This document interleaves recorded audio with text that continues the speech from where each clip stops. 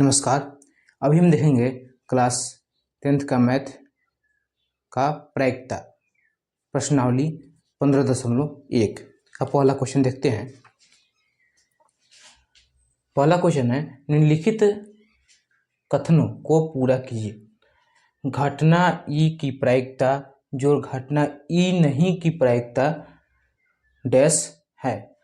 अब देखिए, घटना ई की प्रायिकता यानी होता है पीई, इसको लिखते हैं पीई जोड़ पीई डैश। घटना नहीं यानी ई नहीं को लिखते हैं पीई डैश बराबर होता है 1। तो यहाँ पे लिखा है घटना ई की प्रायिकता जोड़ घटना ई नहीं की प्रायिकता बराबर क्या हो जाएगा, 1 हो जाएगा, 1 हो जाएगा। उस घटना की प्रायिकता जो घटित नहीं हो सकती।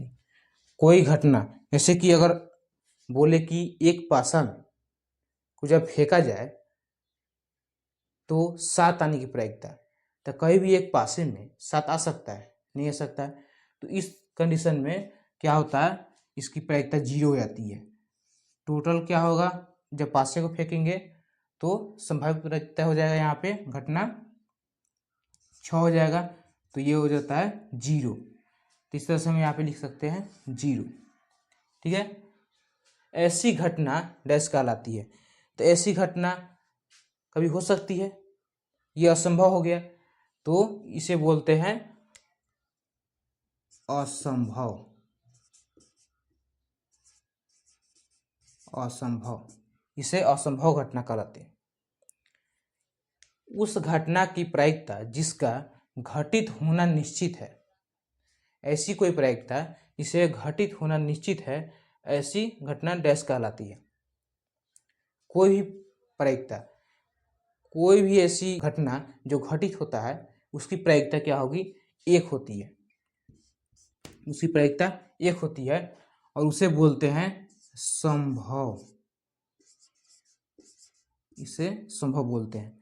किसी प्रयोग की सभी प्रारंभिक घटनाओं की प्रायिकताओं का योग डैश है। तो यहाँ हमने बताया कि अगर कोई प्रायिकता होगा ई नहीं है यानी ई डैश, ये पीई और पी डैश को दोनों को योग करेंगे यानी जोड़ करेंगे तो क्या आएगा, हमारे पास 1 आता है। तो यहाँ पे हो जाएगा 1।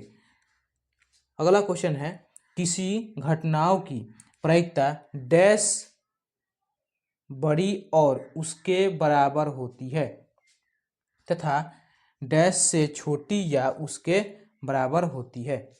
ठीक है, तो कोई भी घटना क्या होता है, 0 से बड़ी और 1 से कहीं भी छोटी होती है।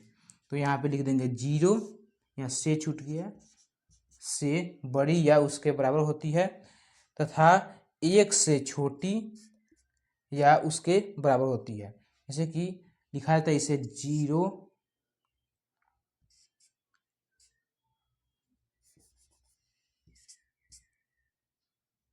यहाँ पे कोई भी मान लिए x मान लिए और ये हो जाएगा 1। तो ये जो प्रायिकता है, मान लीजिए ये प्रायिकता है, या इसे ई मान सकते हैं, ई। ठीक है, तो ये हो जाएगा 0 से बड़ा होगा और 1 से छोटा होगा।